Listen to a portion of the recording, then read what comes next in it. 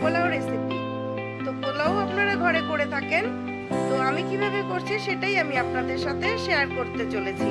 3 cup পরিমাণ গোবিন্দভোগ চাল নিয়ে নিয়েছি ভালো করে ধুয়ে, আর তাতে আমি নিয়ে নিয়েছি আন্দাজ মতো লবণ, আর নিয়ে নিয়েছি 2টো তেজপাতা, আর নিয়ে নিয়েছি হলুদ গুঁড়ো কালারের জন্য। তারপরে আমি নিয়ে নিয়েছি আদা বাটা আর একটু জিরে বাটা। আন্দাজ মতো চিনি দিয়েছি, কে কতটা চিনি পছন্দ করেন ওইভাবে চিনিটা নিয়ে নেবেন। আর 1 টেবিল চামচ পরিমাণ ঘি দিয়ে আমি ভালো করে মিশিয়ে সব একসাথে আমি মেখে 10 মিনিটের জন্য রেখে দিয়েছিলাম।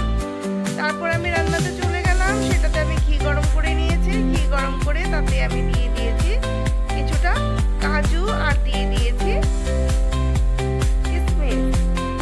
কাজু আর কিশমিশটা ভালো করে লাল লাল করে আমি ভেজে তুলে নেব। তারপর আমি তাতে দিয়ে দেব 2টো তেজপাতা। 2টো তেজপাতা দিয়ে আমি তাতে দিয়ে দিব গোটা গরম মশলা। আর গোটা গরম মশলাতে যে এলাচিটা আছে আমি একটু ফাটিয়ে দিয়েছি। তারপর এটা একটু ভাজা ভাজা হয়ে গেলে আমি দিয়ে দেব তাতে সেই ম্যারিনেট করা চালটা দিয়ে কিছুক্ষণ একটু ভাজা ভাজা করে নিব। মোটামুটি 5 মিনিটের মতো আমি ভালো করে ভাজা ভাজা করে নেব। তারপর আমি দিয়ে দিব উষ্ণ গরম জল, যে কাপ দিয়ে আমি জল মেপে